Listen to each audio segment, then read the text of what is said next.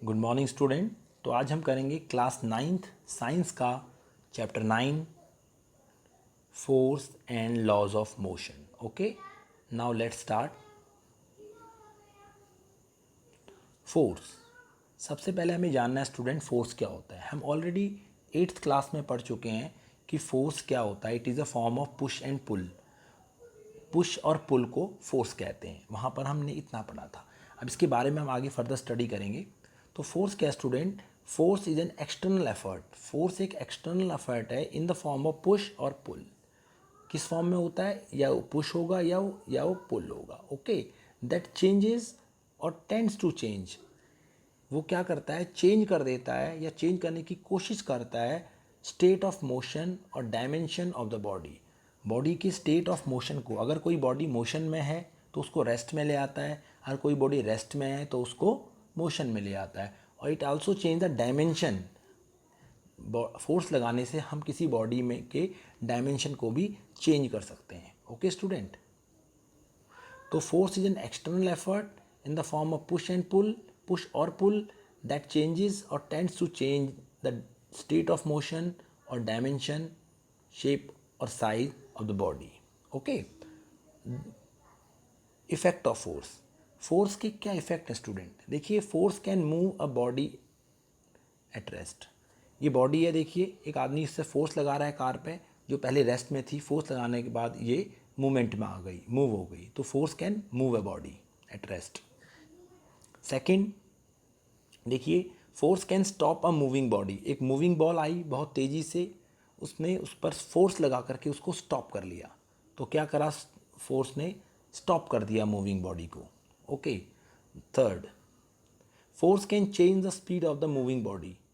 Force can change the speed of the moving body. ये जो bicycle चला रहा है एक आदमी, उसने क्या करा? पैडलिंग करके फोर्स अप्लाई कर रहा है, और जितना वो पैडलिंग से फोर्स ज़्यादा अप्लाई करेगा तो जो साइकिल है उसकी स्पीड क्या होगी? इंक्रीज़ होगी। तो क्या हुआ? Force can change the speed of the moving body. अगर वो पैडलिंग नहीं करेगा तो स्पीड कम हो जाएगी, अगर पैडलिंग से ज़्यादा फोर्स अप्लाई करेगा तो स्पीड बढ़ जाएगी। Okay, it means force can change the speed of a moving body.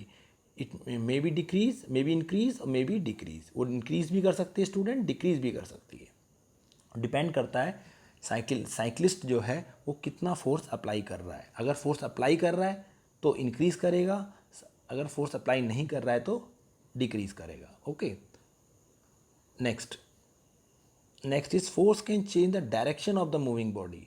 अब देखिए कि यहाँ पर खिलाड़ी है, जो क्रिकेटर है, ये क्रिकेट खेल रहा है, बैट्समैन। वो एक मूव करती हुई बॉल तेज़ी से उसके पास आई, उसने बैट से उस मूविंग बॉल की स्पीड को चेंज कर दिया। क्या करा? मूविंग बॉल की डायरेक्शन को, सॉरी स्टूडेंट, डायरेक्शन को चेंज कर दिया। वो उसकी तरफ आ रही थी, उसने बैट लगाया और उसकी डायरेक्शन को चेंज कर दिया। तो फोर्स किसी बॉडी की डायरेक्शन को भी चेंज कर सकता है। Can change the direction of a moving body. Okay, force can change the shape and size of the body. अब देखिए यहाँ पर एक आदमी है जो आटे के डो से रोटी बना रहा है।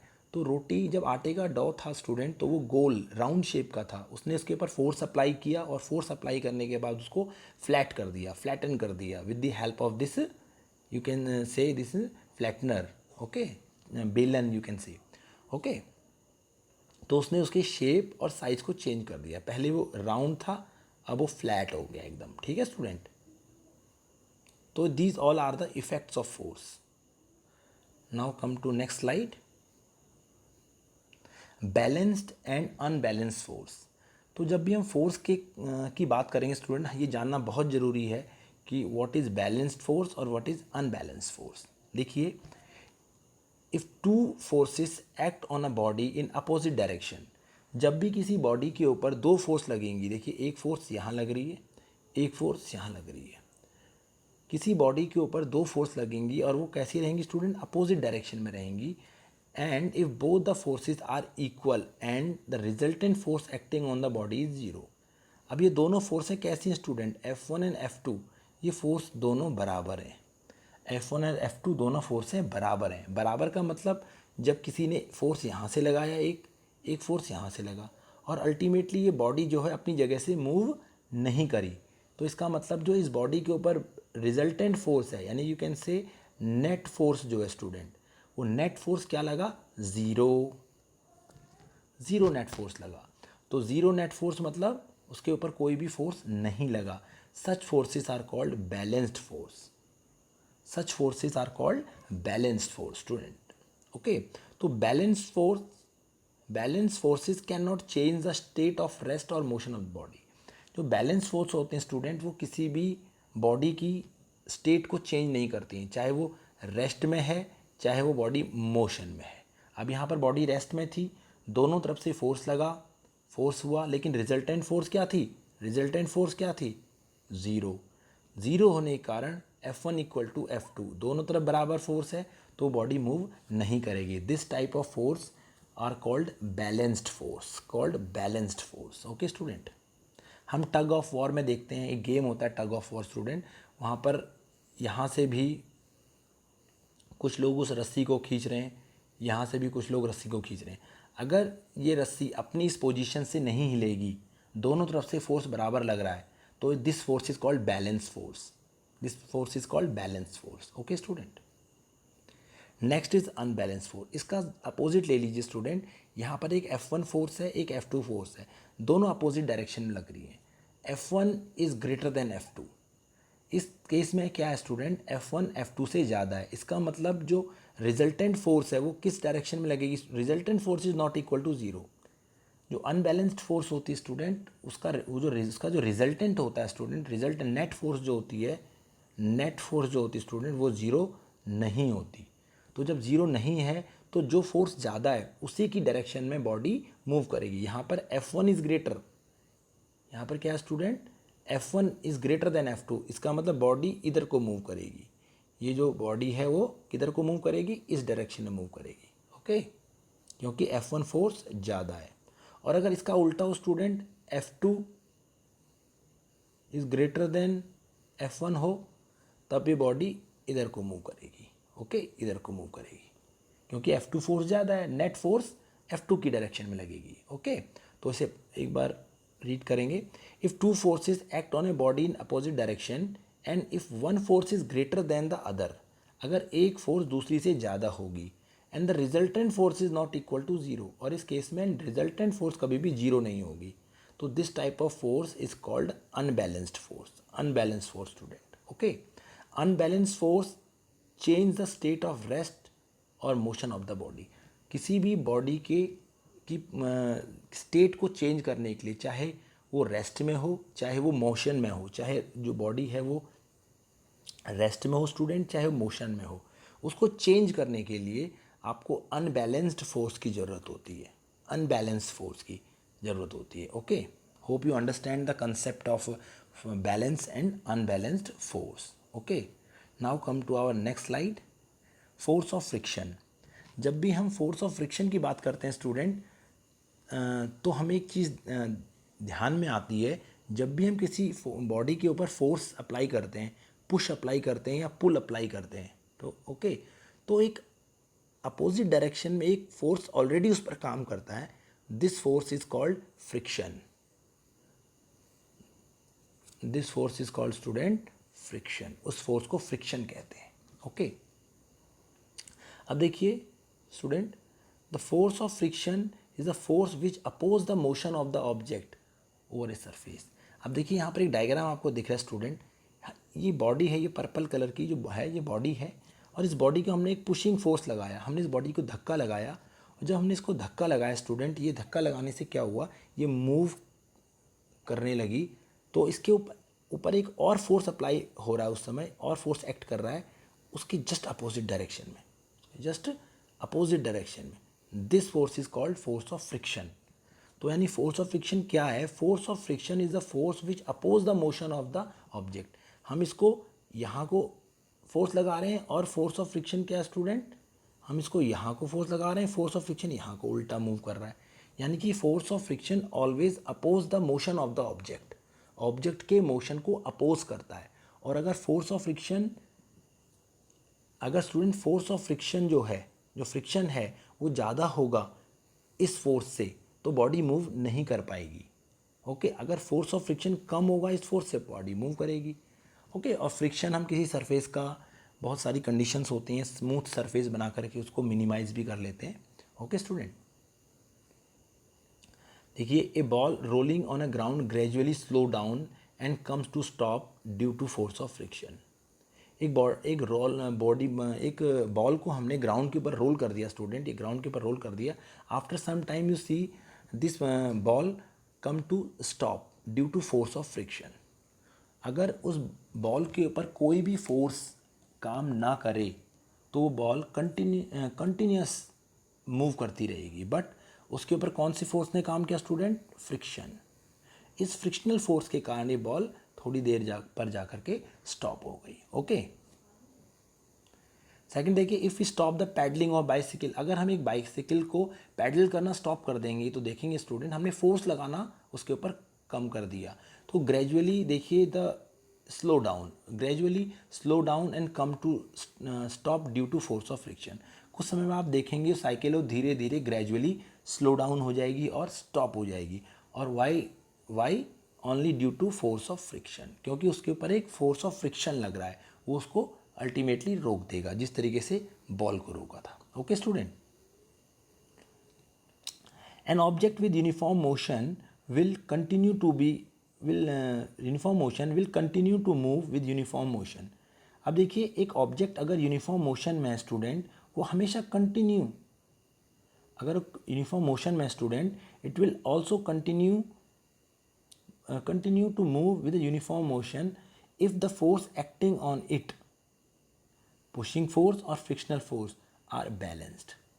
अब देखिए, वही अभी हमने बात की स्टूडेंट पीछे, अगर कोई बॉडी मूव कर रही है, अगर इसके ऊपर कोई भी पुशिंग फोर्स, ये बॉडी मूव कर रही है, एक बॉल है मूव कर रही है आगे की तरफ, अगर इसके ऊपर कोई भी पुशिंग फोर्स या कोई भी फ्रिक्शनल फोर्स जो लग रहा है स्टूडेंट, वो बैलेंस्ड लग रहा है, यानी कि balance means resultant is zero, यानी कि कोई फोर्स नहीं लग रहा है। अगर इसके ऊपर कोई भी फोर्स नहीं लग रहा है तो ये बॉडी कभी भी स्टॉप नहीं होगी, ये कंटिन्यू मूव करती जाएगी। Okay student, if an unbalance force act on the moving body, अगर इसी बॉडी को, बॉल को हमने मूव कराया, रोल डाउन कर दिया, और इसके ऊपर कोई अनबैलेंस्ड फोर्स लगती है स्टूडेंट, अनबैलेंस फोर्स लगती है, देन इट्स स्पीड और डायरेक्शन ऑफ मोशन चेंज। तो इस बॉल की स्पीड और डायरेक्शन उस अनबैलेंस्ड फोर्स के कारण चेंज हो सकती है student. Okay, if the unbalance force is removed, अगर हम अनबैलेंस फोर्स को हटा दें, अगर उस बॉल के ऊपर कोई भी अनबैलेंस फोर्स अप्लाई ना हो, कोई भी फोर्स अप्लाई ना हो स्टूडेंट, तो वो ball continue to move with a speed it had acquired till then. वो बॉल उसी स्पीड से आगे की तरफ मूव करती जाएगी और रुकेगी नहीं।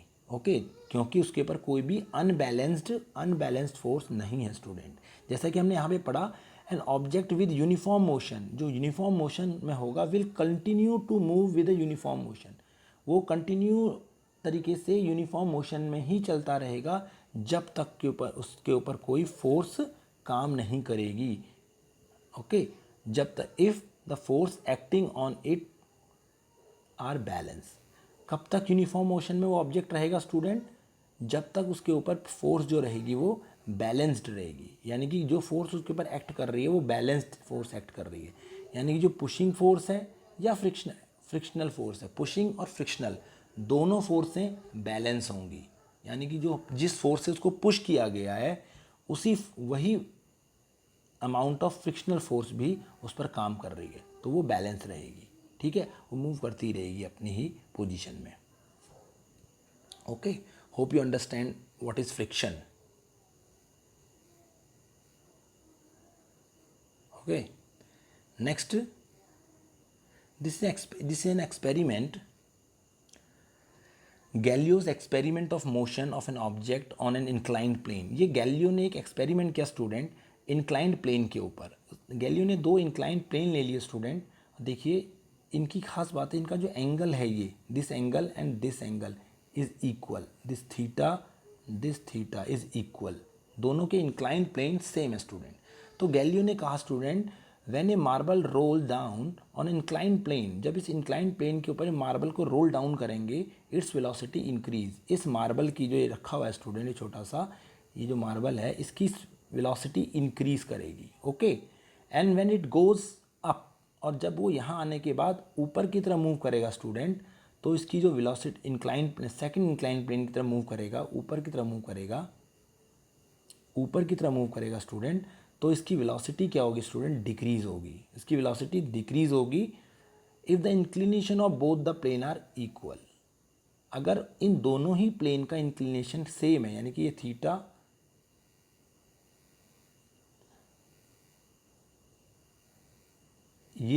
यानी कि ये एंगल और ये एंगल दोनों बराबर है स्टूडेंट। ओके, ये एंगल और ये एंगल अगर दोनों बराबर है स्टूडेंट, तो क्या होगा, the marble will reach the same height, ये जो मार्बल यहाँ से ऊपर की तरफ जा रहा है ये यहाँ तक पहुँचेगा, उसी हाइट तक पहुँचेगा जिस हाइट से उसको नीचे की तरफ रोल डाउन किया गया था। Okay student, if the inclination of the second plane is decrease, लेकिन अगर हम इस सेकंड प्लेन का इंक्लिनेशन डिक्रीज कर देते हैं, यहाँ पर समझते हैं स्टूडेंट्स को, देखिए यहाँ पर इंक्लिनेशन दोनों का सेम था, यहाँ इंक्लिनेशन हमने थोड़ा सा घटा दिया, देखिए ये हमने एंगल कम कर दिया, तो एंगल कम करने से उस मार्बल को यहाँ पर ज़्यादा डिस्टेंस ट्रैवल करना पड़ा। ओके, उसको इंक्लिनेशन घटाते ही उसको सेकंड प्लेन में उसको, देखिए student, if the inclination of the second plane is decrease it will travel more distance, इसलिए उस मार्बल को यहाँ पर ज़्यादा डिस्टेंस ट्रैवल करना पड़ा। Okay, to reach the original height, इसी हाइट पर पहुँचने के लिए जिस हाइट पर वहाँ से उसको छोड़ा गया था, उस हाइट पर पहुँचने के लिए ज़्यादा डिस्टेंस कवर किया। If the inclination of the second plane is horizontal, अगर इसी इंक्लिनेशन को हम हॉरिजॉन्टल कर दें स्टूडेंट, यानी कि जो इंक्लिनेशन का एंगल यहाँ पर थीटा था उसको हमने ज़ीरो कर दिया, एंगल क्या हो गया, इंक्लिनेशन ज़ीरो, एंगल ज़ीरो हो गया, तो यहाँ से जब ये मार्बल आएगा स्टूडेंट, यहाँ से मार्बल आएगा और ये इधर की तरफ मूव करेगा। ओके, इंक्लिनेशन क्या है, zero, theta is zero. If the inclination of the second plane is made horizontal, the marble will travel for ever trying to reach the same height, तो इस केस में भी क्या होगा स्टूडेंट, ये जो मार्बल है वो चलता रहेगा, फॉर एवर चलता रहेगा, जब तक कि वो उसी हाइट को अचीव ना कर ले, चलता रहेगा। ओके, एक्चुअली स्टूडेंट जो ये एक्सपेरिमेंट गैलीलियो ने किया, इस देखिए बड़ा इम्प्रैक्टिकल सा है, प्रैक्टिकल सिचुएशन में ऐसा होना बड़ा डिफ़िकल्ट हो जाता है। अब देखिए इसके लिए ये मार्बल मूव करता रहेगा और एक समय ऐसा आएगा कि ये कहता है कि उसी हाइट को अटेन कर लेगा, लेकिन ये बहुत डिफ़िकल्ट है प्रैक्टिकल सिचुएशन में ये, क्योंकि हमेशा किसी भी ऑब्जेक्ट के ऊपर जब वो मूव करता है कोई ना कोई फ्रिक्शनल फोर्स काम करती है, और वो फ्रिक्शनल फोर्स धीरे धीरे उस ऑब्जेक्ट को स्टॉप कर देती है। ओके स्टूडेंट, तो इसलिए प्रैक्टिकल सिचुएशन में ये पॉसिबल नहीं है। An unbalanced force is required to change the motion of the marble, but no force is needed to sustain the uniform motion of the marble. ये कह रहा है, ध्यान से सुनिए स्टूडेंट, ये कहता है an unbalanced force is required to change the motion of the marble. इस मार्बल के मोशन को चेंज करने के लिए हमें एक अनबैलेंस्ड फोर्स चाहिए, but no force is needed to sustain the uniform motion of the marble, लेकिन जो मार्बल का यूनिफॉर्म मोशन इससे वो चल रहा है उसको सस्टेन करने के लिए हमें कोई भी फोर्स नहीं चाहिए। ओके स्टूडेंट, कोई भी फोर्स नहीं चाहिए, उसको चेंज करने के लिए अनबैलेंस्ड फोर्स चाहिए, लेकिन उसको उसी पोजीशन में सस्टेन करने के लिए हमें कोई फोर्स नहीं चाहिए, उस पर कोई फोर्स नहीं चाहिए, ना फ्रिक्शनल फोर्स होना चाहिए ना कोई फोर्स होना चाहिए, तभी जाके वो एक्ट करेगी। और जो फ्रिक्शन होता है स्टूडेंट, मैंने आपको बताया, अगर इस फ्रिक्शन को हम मिनिमाइज़ भी कर सकते हैं, अगर हमें फ्रिक्शनल फोर्स को मिनिमाइज़ करना है कि ये जो बॉल है वो लगातार उसी पोजीशन में चलती रहे, तो हम फ्रिक्शन को कैसे मिनिमाइज़ कर सकते हैं स्टूडेंट, हम जो सरफेस है उसे स्मूथ बना सकते हैं। ओके, और उसके बाद जो मार्बल जो हमने रोल डाउन किया उसको स्मूथ बना सकते हैं, और जो सरफेस है स्टूडेंट उसकी हम ग्रीजिंग कर सकते हैं, ठीक है ना, ग्रीजिंग कर सकते हैं। यही कुछ मेथड्स हैं जिनसे हम लुब्रिकेंट ग्रीजिंग का इस्तेमाल कर सकते हैं, lubricant student, lubricant, okay, lubricant इस्तेमाल कर सकते हैं। तो these are the method to minimise the friction, okay. अब नेक्स्ट बात करते हैं स्टूडेंट, इसी गैलीलियो के एक्सपेरिमेंट को न्यूटन ने जो है स्टूडेंट और फर्दर स्टडीड किया, और फर्दर स्टडी किया, और फर्दर स्टडी करने के बाद न्यूटन ने कुछ लॉज गवर्न करे। These laws are called Newton's laws of motion, और उन्हीं को student Newton's laws of motion के नाम से जाना जाता है, ओके। तो फर्स्ट लॉ ऑफ न्यूटन क्या है student? An object continue to be in a state of rest or in uniform motion along the straight line unless acted upon by an unbalanced force।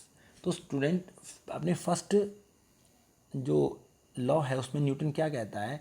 Newton कहता है कोई भी object है, कोई भी object है student, continue to be in a state of rest, वो state हमेशा स्टेट ऑफ रेस्ट और यूनिफॉर्म मोशन में रहना चाहता है जब तक कि उस पर कोई भी बाहरी अनबैलेंस्ड फोर्स ना लगे।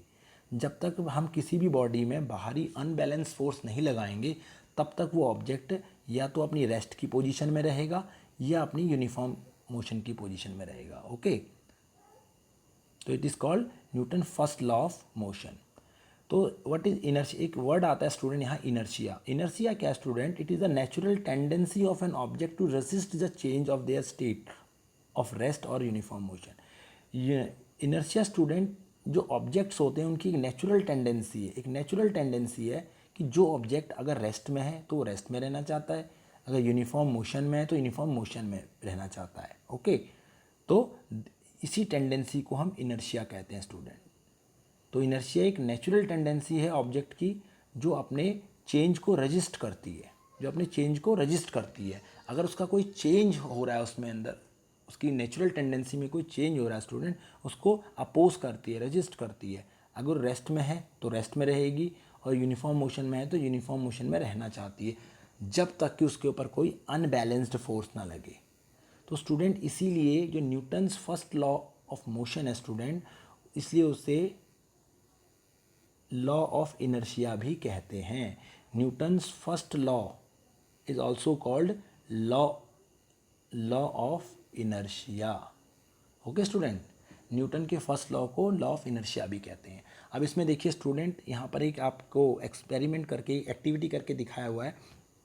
एक कार्ड के ऊपर हमने एक कॉइन को, 5 रुपीज़ के कॉइन को रख दिया स्टूडेंट, और उस कार्ड को हमने बहुत ही जेंटली फ्लिक करा। फ्लिक करने से कार्ड आगे की तरफ मूव हो गया स्टूडेंट, और जो कॉइन था वो नीचे टम्बलर में गिर गया, ग्लास में गिर गया, ओके।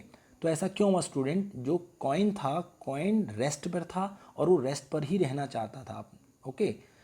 लेकिन कार्ड को हमने मूव करा, कार्ड को हमने फोर्स लगाया, मूव करा, कार्ड मूव हुआ, बट स्टिल जो आपका कॉइन था वो अपनी रेस्ट की पोजीशन को मेंटेन करना चाहता था। तो so this is the example of law first, this example explain the first law of motion, of first law of motion, that is called inertia also, okay.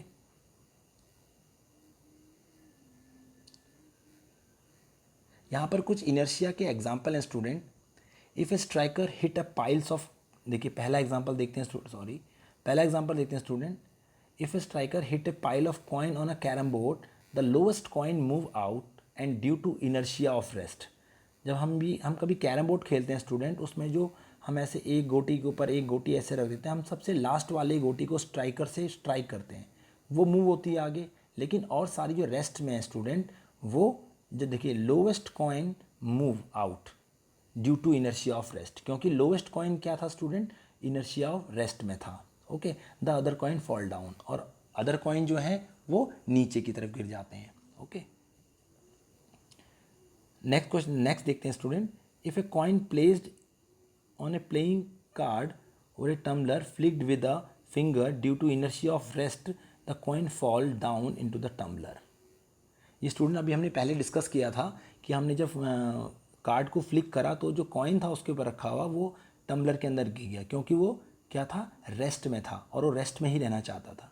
Same यहाँ पर striker वाला example है, जो ऐसे हम कैरम बोर्ड के अंदर से गोटी को लगा देते हैं और इसको हिट करते हैं स्टूडेंट, ओके।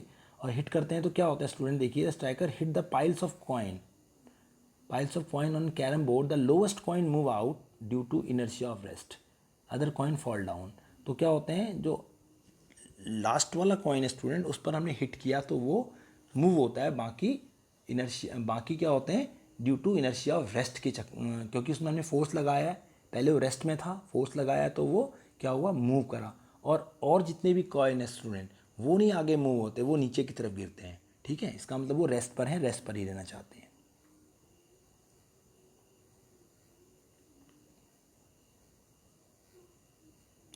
इसका थर्ड एग्जाम्पल है student, when we travel in a car and driver applies the brake suddenly. जब भी हम कार में ट्रैवल करते हैं स्टूडेंट, तो ड्राइवर जो होता है सडनली ब्रेक अप्लाई कर देता है। We tends to fall forward due to inertia of motion. जब भी हम कार में ट्रैवल करते हैं तो ट्रैवल करने के दौरान क्या होता है स्टूडेंट, हम लोग मोशन में होते हैं, और जैसे ही हम मोशन में हैं तो ड्राइवर क्या करता है, सडनली ब्रेक अप्लाई कर देता है, और ब्रेक अप्लाई करने से क्या होता है स्टूडेंट, जो इनर्शिया ऑफ मोशन है, हमारी बॉडी क्या है वो मोशन में थी, और अचानक जैसे ही उस बॉडी मोशन में रही और ब्रेक अप्लाई करने से जो गाड़ी थी वो स्टॉप हो गई, लेकिन हमारी बॉडी ऑलरेडी मोशन में है और वो मोशन में ही रहना चाहती है, वो आगे की तरफ फॉरवर्ड जा रही है। ओके, तो it is inertia of motion.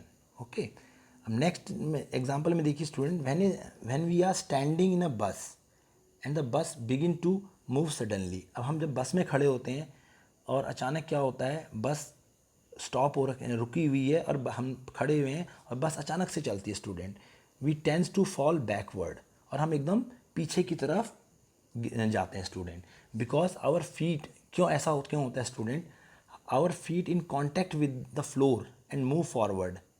तो उसमें क्या होता है, हमारे जो पाँव हैं स्टूडेंट वो बस के फ्लोर के कांटेक्ट में होते हैं, और बस जैसे आगे की तरफ जाती है, हमारे फीट जो होते हैं, हम फीट भी आगे की तरफ जाते हैं, लेकिन हमारी जो अपर बॉडी है student, upper part of a body है, वो continue to be in the state of rest, वो मूव नहीं कर रही है। Lower part of the body bus के साथ मूव कर रहा है, but the upper part of the body it want to be in rest position, वो भी अभी भी रेस्ट पोजिशन में रहना चाहती है, और इसलिए वो पीछे की तरफ मूव होती है स्टूडेंट। ओके, तो this is inertia of rest, क्योंकि ऊपर की बॉडी क्या थी स्टूडेंट, रेस्ट में थी, और inertia of rest. This example inertia of motion, inertia of rest. तो there are some, these all are the example of inertia of rest और इनर्शिया ऑफ मोशन। जब बॉडी मोशन में है तो मोशन में ही रहना चाहती है, जब बॉडी रेस्ट में है तो रेस्ट में ही रहना चाहती है। Okay student, hope you understand the first law of motion and its example. Okay student, if you have any query regarding this, you can ask in the comment section. Thank you.